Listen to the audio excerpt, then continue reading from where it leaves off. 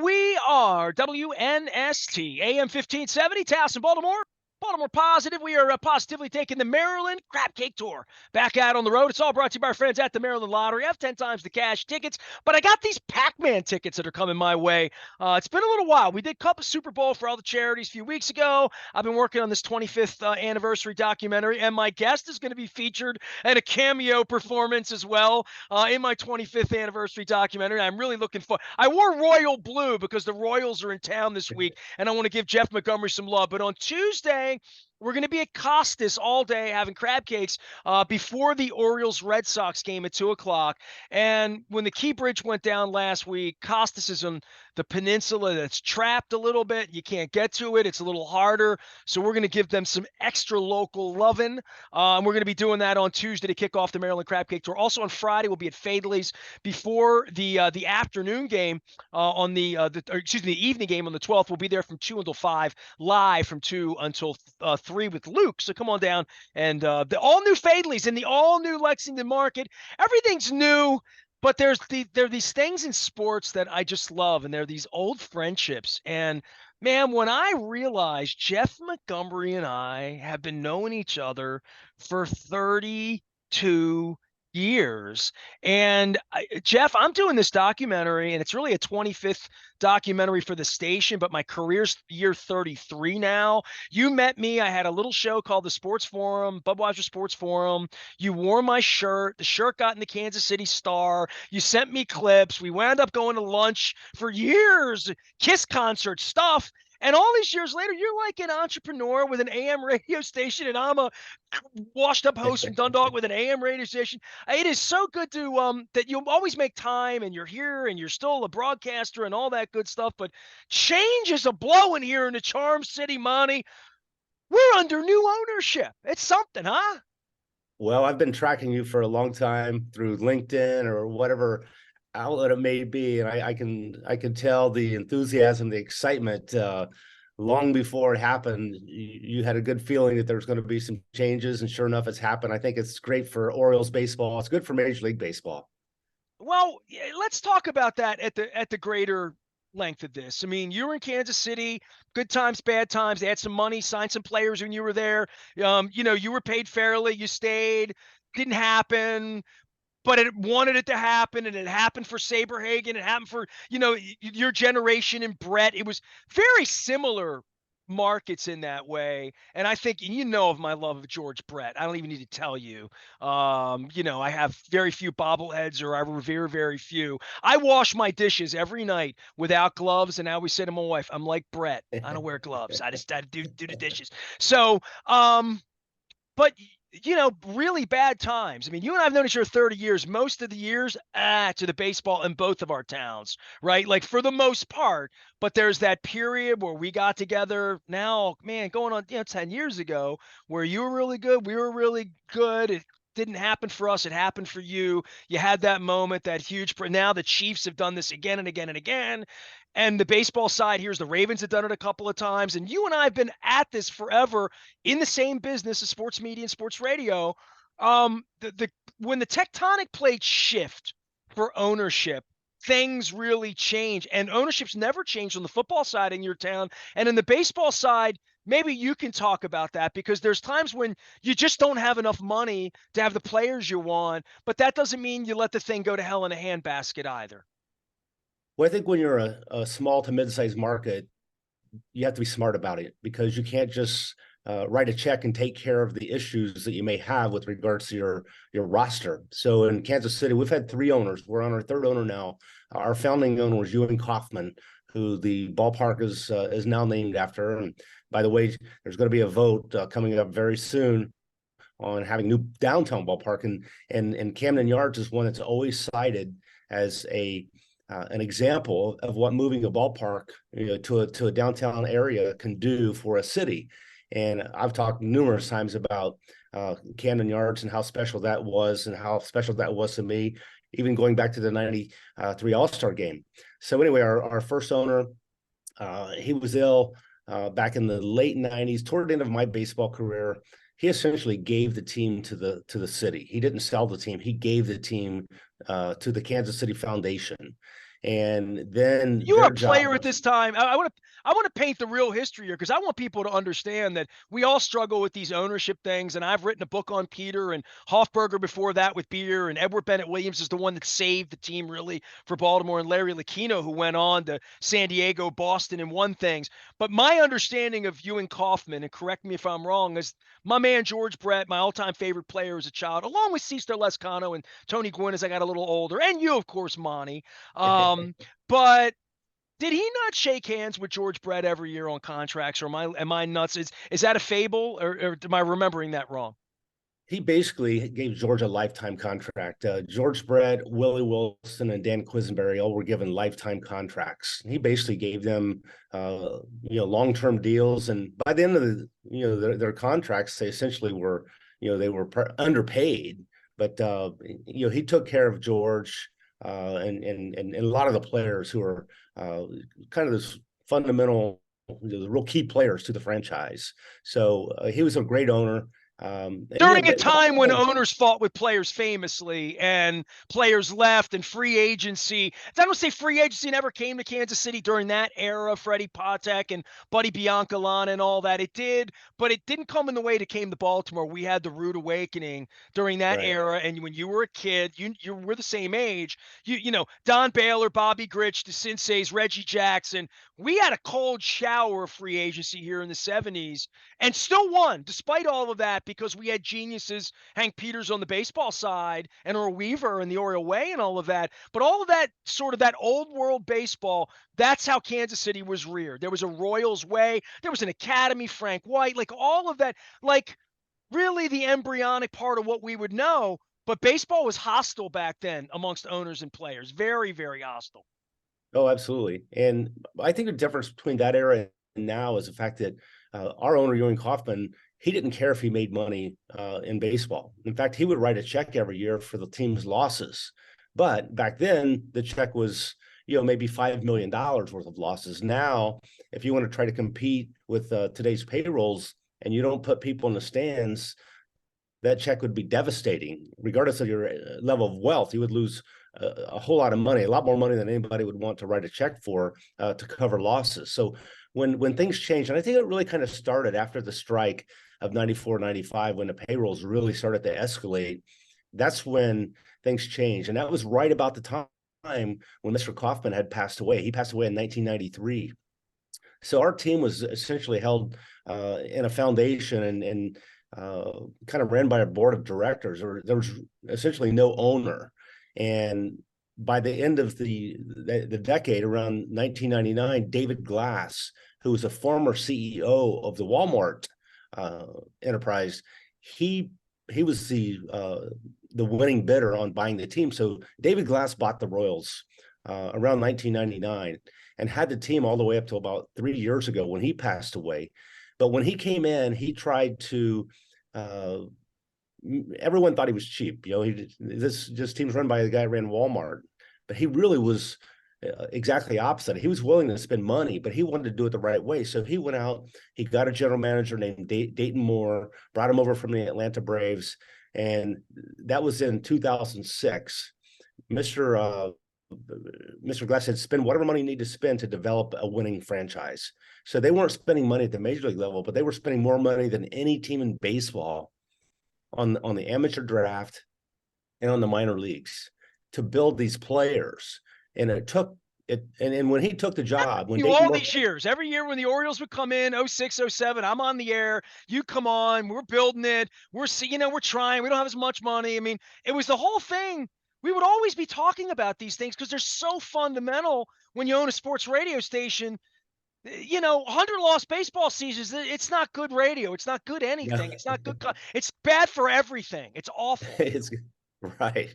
Well, when Dayton Moore took the job, I remember his initial press conference. He basically said, "Look, you're not going to like what I'm going to tell you, but this is going to take me about 8 years to build a team." And sure enough, in 2014, the Royals went to their first postseason in 29 years since the '85 World Championship team. They go to the World Series. They lose the World Series on and take it to Game 7. And then they go back the following year and they win the World Series. So it was really transformational for the franchise. But then what happens, like I said, you have to be very wise on how you spend your money. The key players, the Lorenzo Cains, the Mike Moustakas, the Eric Hosmers, those guys all became free agents at the same time and all landed really significant contracts, which it kind of took Kansas City out of the possibility of keeping those players. So then you go through this next cycle, and that's really kind of where the team is now. And hopeful to do what the Orioles did. I mean, I think you go back to in 2021, the Orioles lost well over 100 games. Last year, they won over 100 games. So with the right players, the right drafts, you can make those things happen. And that's really what the Royals are going through right now. Dude, with all this rain, you and I might be bellied up to the bar at Costas eating crabs, knuckles deep tonight, talking about this stuff. But I want to pretend it's just you and me eating crabs and we're knuckles deep talking about this stuff because I've known you a long time. It's just serendipitous that like we're starting the season and this ownership and all of this stuff.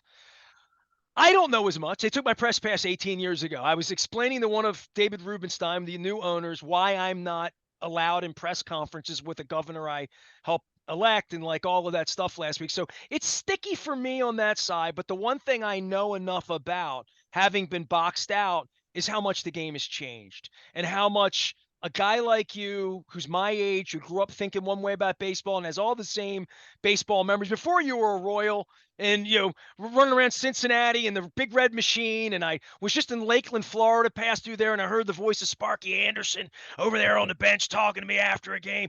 So like I have all of these baseball memories, but I have a feeling if they give me my press credential back, and I go back, and I saw Mike Elias down in Fort Myers 2 weeks ago I went down for spring training for a couple of games and had some fun because I love that. I thought of you when I drove through Haines City and Baseball Oh, City. yeah. I mentioned you to Luke Jones when I came up to Orlando. So I have all these great memories about all of this, but the game from an analytics standpoint and these geniuses that Mike Elias and Sig Mejdal and what they've done here in the modern era and how they can fix pitchers and how the everything is measured, spin rate, all the science of this. Guys like you that have made it through the rain to the other side here and are still doing the broadcast and a part of this, and Palmer and Ben McDonald and hearing them talk about it, guys I've known forever, talk about the evolution of the game. If we're having crabs tonight, what would you tell me about the evolution of the game that you've discovered? Because it feels like Star Trek-y. If my dad were resurrected right now and watched the broadcast and heard the way the launch angle, all of these metrics that have really changed the science of the game. And when I see the Orioles' success in these players that they've resurrected, I see it a lot as the genius of the measurement and that they're doing something special here with these guys in Baltimore. They really are. Yeah, and I think every team has a different approach or maybe a different philosophy regarding the analytics and the technology side of the game. I think everyone has to use it to some degree because if you don't, you're handicapping yourself. But I think the game's finally getting back to a good place. And the reason I say that, I think the game went through a period of time when it was not a good game. The games were long, they were boring. It was a strikeout, a walk, or a home run. And, really good players, especially left-handed batters, were not rewarded for what we would call traditional success in baseball by hitting line drives to the right side. Hey, now you got 5 guys lined up over on the right side, a base hit to the right field. Now it's an out at first base. And, the games were lasting so long because, I think with the launch angle, that information, that technology, and the shifting that was done, I think it really changed players' approaches to the game. And I think it took the game to a really bad place. I think the changes Major League Baseball has made over the last few years has kind of put it back to where it's a more exciting game. We played an 11-0 game yesterday, and it was 2 hours and 25 minutes. And it's refreshing to go to a game now and see the kind of the pace of the play. And I don't think the pitch clock. I really would have never thought the pitch clock would be something that I would like, but I really like it as a broadcaster because it just keeps the thing going. And I think everyone's adapted to it. They've had it in the minor leagues for a long time. Last year, it seemed like after the first couple of weeks, everybody really adapted quite easily to that. So I just think the game is getting back to where more action, more stolen bases, more hit and run, more of the things that we grew up watching in baseball. And I think the younger generation, they will have a much better chance of growing into baseball fans than they would have, say, 5, 6, 7 years ago. But I think that launch angle, it hurt the game a lot because players said, hey, if I can hit a ball to the ballpark, I'm going to be rewarded. If I hit a line drive to right field, it's probably going to be an out. So I'm just going to try to launch the baseball. As a result, of strikeouts had an enormous, rise with regards to the numbers. 20 years ago, if you struck out 100 times a season, you're probably out of work. And no longer is a strikeout even thought of as that necessarily that bad of a thing. So it's changed dramatically, but I like where it's getting to now. Well, even the science here in Baltimore, where back when you were a relief pitcher, and I always famously tell the story of Messina and all the courting that went on in the late 90s and saying, you got to get out of this ballpark. It's 364 into the – you got to get out of this ballpark. I mean, a pop-up's a home run, summer nights, the humidity in the ballpark. It's just – it's not Colorado, but it's the next best step. They moved the fences out. In the same way that before you were in Kansas City in the 80s, when Willie Wilson and Brett were there, the alleys and the speed of the track and the carpet and the triples and triples and triples that always got hit in Royal Stadium. And then you play to that. You play with Frank White, and you play with Al McRae, and you play with guys that slap the ball that way, and you win World Series that way. There is some home field advantage, and there are some things that these geniuses that have taken over. And I'll tell you what, John Angelos, if I give him a parting shot on the way out the door for the $1.7 billion his family got as Peter Angelos died last week as well, they left baseball geniuses here, and these guys that run the place have measured even the outfield wall to push it back to make it more attractive that maybe a guy like you would sign here, or being able to keep a pitcher here. I don't know what it means for hitting, but I know that it's going to help the pitching situation if they move the wall back, and they've gotten good, and they don't play the Yankees 17 times, home and away every year now. That it's more balanced across the league. There's all sorts of things that really are going to help the Baltimore Orioles the next couple of years here that we can't help but get excited about, Monty. Well, and that's another thing that I think was really wise for baseball to do when it went back to the balanced schedule last year, and it's more fair. And I think being in our division, it made things more difficult for the Royals because now we got to play the Los Angeles Dodgers every year. Now we have to play those really good teams every season. Whereas some years you would have that. If you're going to play the East or the West or the Central, whatever it might be, you've got an advantage over some other teams because you're playing, one, you're playing teams in your division, and two, you're playing maybe some weaker teams in some of the other divisions that some of your competitors don't have to play against. So I think the scheduling was another really good thing, but I've kept my eye on the Orioles. I've told you this before. I grew up, my little league team was the Orioles, and I still have my little league hat, my Orioles hat. And so I've always kept my eye on the Orioles, and it's just been fun to watch what they've been able to do over the last few years. Were you a Brooks guy? Or you Eddie, Cal? What were you? I Jim Palmer. I loved Jim Palmer. One of my coaches in Kansas City was Pat Dobson. So you got good stories with Dauber, huh? Oh yeah, he was the best. Now, Jeff Montgomery's our guest. He's still calling games. It's called Bally's now. It used to be called Fox West, I believe, or South. I'm not even sure. He's in Kansas City. Fox Sports Kansas City. Now Fox Sports. Now we're Bally Sports Kansas City. All right, regional sports now.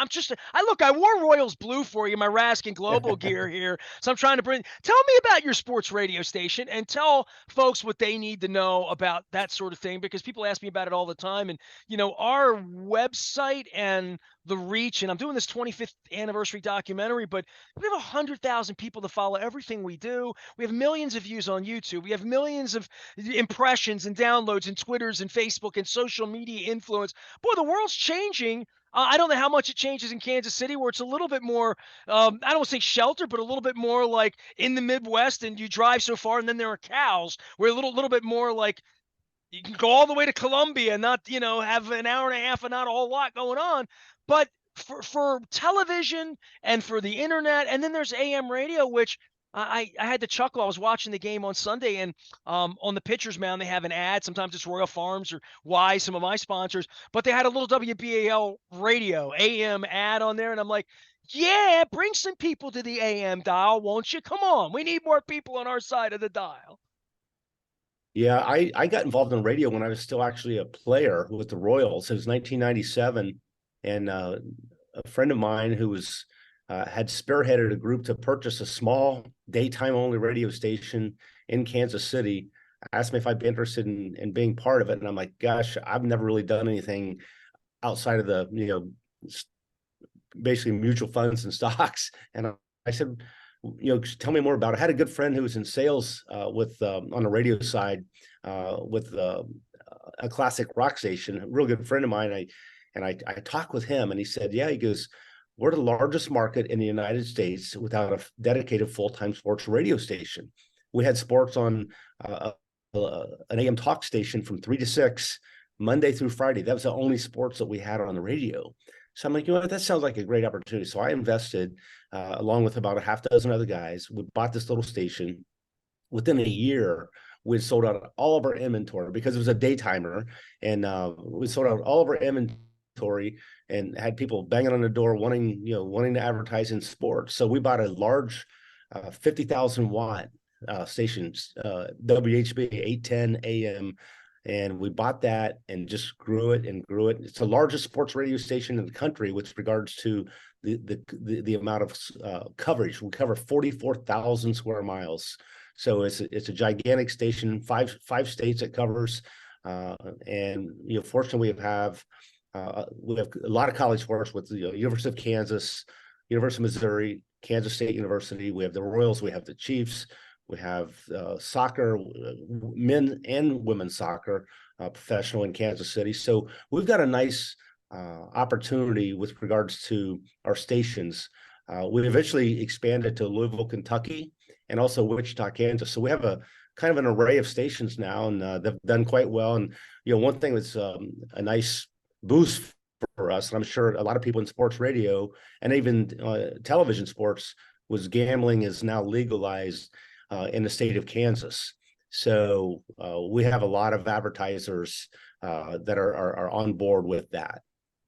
Jeff Montgomery is here. He used to pitch in the big leagues. Now he still broadcasts about the big leagues. He's trapped somewhere in between raindrops here in Baltimore. And I guess I want to go full circle back to Glass and back to ownership and you surviving these transitions and being in a shoulder business that sometimes they throw you out. In my case, if you're Peter Angelos, because you think you're competing or I'm spilling dirty laundry about a team that was in last place for 14 years in a row. Kind of hard to do. My last name's Aparicio. I love baseball. I come at this sort of honestly. These new owners, I'm feeling out what's going on with them. This guy's a billionaire. It's a different game for him. I met one of his partners on opening day, but we're 5 days into this. People keep coming up to me, or am I getting my press pass back? I don't know. I just met these people. I feel like if they're good people and they'll let me back in. And I also saw the empty seats on Saturday and Sunday. Opening day comes and it goes, and then it's a sea of forest green and empty seats, and tickets are $9. And then you have to like drum up interest for people to come downtown into a challenge community. Bad weather as we're experiencing here the next couple of days. Do I want to go to the game tonight? No, I'm looking out the window and it's awful and it's wet and it's cold and I don't, but all that being said, advice. So I am in my own way getting my own thing together as I do this documentary, as March Madness goes away and I watch the ladies shoot, fight, and do all they're doing. We have WrestleMania this week. We have the NFL draft, and we draft 30th because we choked up the AFC Championship game. Oh, yeah, to you guys. That's right. I should be more mad at you. We'll get to that in a minute on the football side. But we are in an interesting place here, Monty. Now, I'll give you this. I mean, you and I are old farts at this point. We've never had a year like this. I've owned sports radio station for 25 years. I've been on the air 33 seasons. The first 5, we didn't have a football team here. That's how far back I'm going. So 92, 3, 4, 5, we didn't have a team, right? So all of this change, and I get my gray going on in here.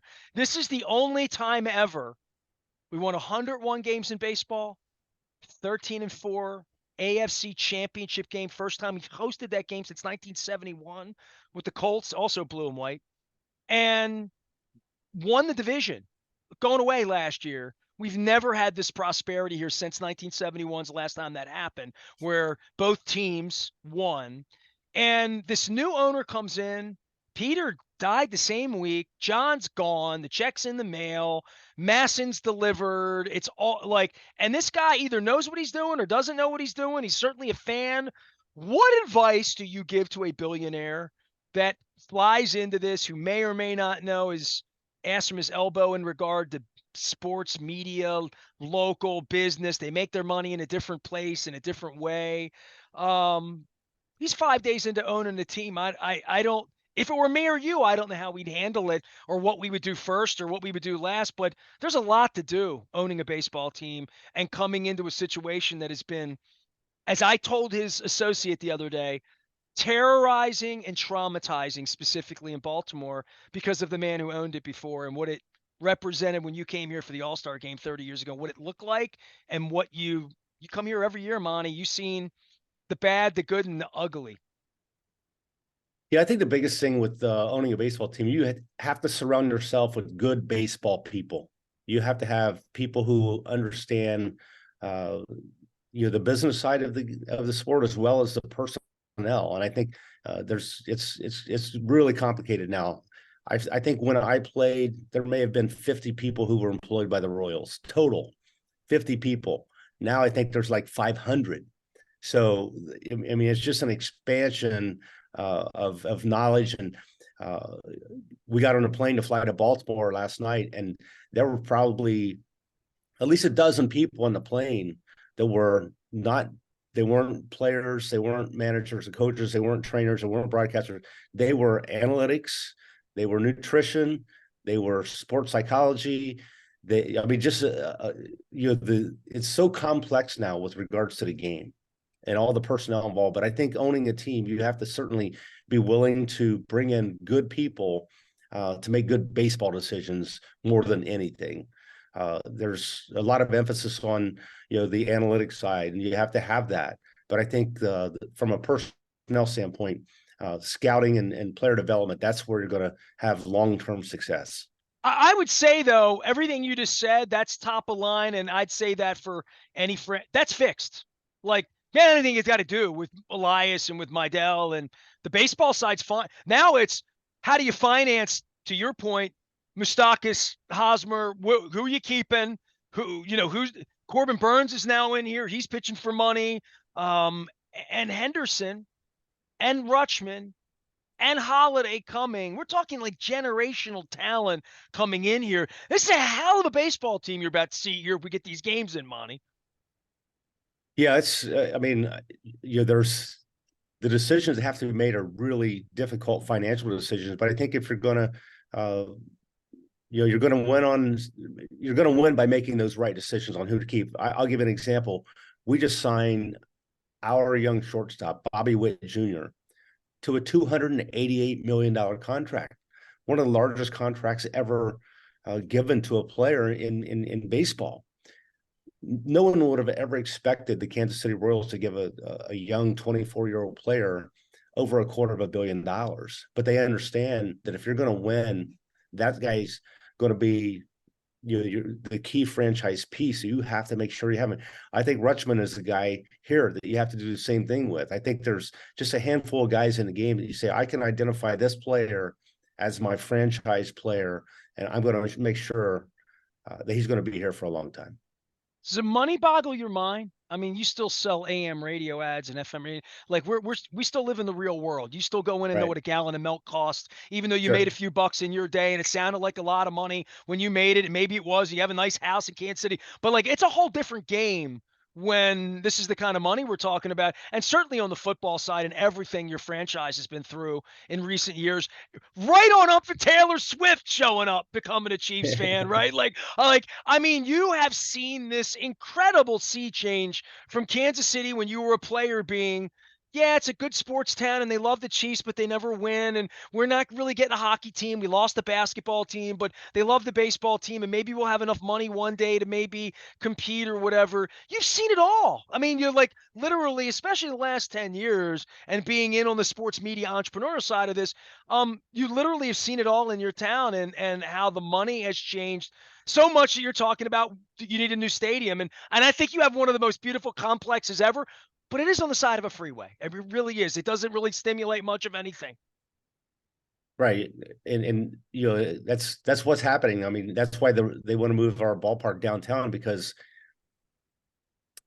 currently you go to the sports complex for a game and that's it. You drive out, you park, you go to the game, you get back in your car and you go home. Now during football season, with a shorter schedule, it becomes a long, all day long tailgating event, and it's different for those dates that they have during the Chiefs season. But uh, by and large, I think when you look at long term, this is kind of a generational move when you're thinking of moving a ballpark out of a place it's been for over 50 years into a downtown community. It's going to be very interesting to see if it's able to pass on the ballot coming up here. In fact, tomorrow it's Oh, going to be the wow. day it gets voted on. Listen, we lost our basketball team when I was a kid, and the Capitol Center got built, and then we almost lost the baseball team after we lost the football team. We had to fight and claw to get a football team back in, where the billionaire owner runs from me now on a porch at the owners' meetings. We have a new baseball owner finally after waiting, and I'm trying to figure out what do you even say to a new billionaire baseball owner who flies in to this about making it better? Because to your point, gambling, you see what they've built in Chicago around Wrigley. You see what they've built in Atlanta in the suburbs. You've seen what San Diego, Baltimore, these urban parks and developments have done, Seattle and other places. But, and the promise of it too, in Denver and other places where it's promised, but, and even in Cincinnati, where, you put a flag down. They built a bar district around that thing at the riverside. All of these different ideas are there, but in the end, like winning and what it means to the community when you win, dude, I've never seen anything like that Royals parade where like the people were spilled out. And then of course this year you have a tragedy there at the same function. Yeah, it was very unfortunate what happened this year. I was actually not in town when that happened. I was broadcasting during the Royals parade, and I think we had about 800,000 people, and it was a beautiful October day, 70 plus degrees, and it couldn't have been any better. But and that's the thing as far as when you're a sports town, you want to find ways. To keep it going, to keep like what the Chiefs have done. I mean, they've been through a lot franchise wise over their history. Back in the 90s, the Chiefs were, they weren't a good team. They weren't a team that was going to be in the postseason. They did some renovations on the stadium. They brought in new revenues. They started signing players, but obviously football totally different beast with the salary cap. So you gotta be really smart. I don't care which sport you're an owner in. You have to be very smart with how you're able to keep your key players. And I always go back to the core of players you have to have in sports in order to win. Football, to me, you have to have a head coach and a quarterback. If you have those two, that's a good starting point. You throw in a Travis Kelce and a Taylor Swift, that helps as well. Hey, how are the Royals? Give me 5 minutes on that, because you'll be talking about that the next couple days here. Dude, we are so oranged up and like ready to roll with new owner. Like we don't even know who's on the Yankees, let alone who's on the Royals. All we care about is like whether Jackson Holiday was getting here or not. And all I can think of is Matt Holiday, like you, probably trying to figure out how to Yeah. get him out. Well, the Royals have revamped their pitching staff. They had 5 college kids who they drafted in 2018. They gave them significant opportunities to either prove or disprove their ability to pitch in the major leagues. Really, only one of them is stuck. It's Brady Singer, who pitched yesterday for the Royals, had a brilliant game. So far, our 3 starting pitchers have given them a total of 2 runs in about 19 or 20 innings. And we're 1 win and 2 losses. We only scored 2 runs in the first 2 games. Yesterday, they broke loose with the bats, scored 11. I think the team is going to be a much improved team coming off a 106 loss season. People think there's a chance in our division, which is not a real strong division, that they can be a contending team. I don't know that I would say that on the air, just because I think you have to compete before you can contend. And I think just becoming a contending team, um, or a competitive team, is first. Now, if you're 500 at the All-Star break this year, then maybe you can dream a little bigger during the second half. But we got a nice core of young players left side of the infield. Two really young players that are going to be around for a long time. They filled in some blanks that we needed in the outfield. Salvador Perez is still our catcher. He'll catch and DH, but the biggest improvement was in the pitching staff. If we play baseball in Baltimore, Michael Wacha will be our starter in the first game, and he's got a nice resume, so to speak, with regards to what he's done in baseball. They brought in Seth Lugo, another established pitcher from the San Diego Padres. We traded Aroldis Chapman last summer for a kid from Texas, from the Texas Rangers, named Cole Reagans. He's probably the best starting pitcher in the American League the second half of last season.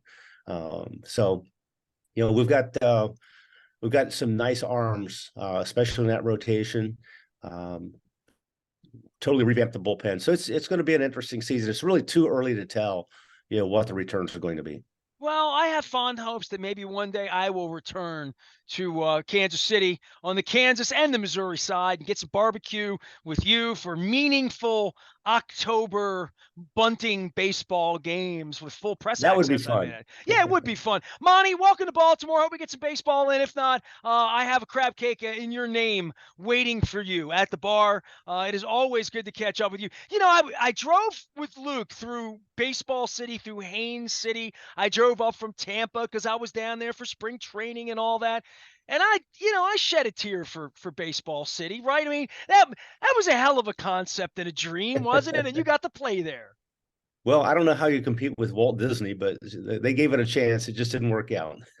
Well, it was down there. I didn't know they tried to compete. I thought it was more of an adjunct. And I thought to myself, it would be great to go have spring training in Baseball City and still be 10 minutes away from Disney World. But I guess the mouse was too much of a draw up the road Yeah, for that. exactly. Yeah, they got cactus out there in Arizona and much less rain. We had a rain out there in Florida. You have to worry about that at a lake, wherever you guys are in the Goodyear, wherever that place is. Jeff Montgomery can be found anywhere a good Kansas City baseball is found, as well as his radio station, sports radio station, WHP, now celebrating, I guess, 26 years. If I'm 25 years, he must be 26 years into this. Our 25th anniversary documentary will be coming out, and Monty will be in there at Kauffman Stadium waving from the outfield. I am Nestor. We are WNST, AM 1570, Towson, Baltimore.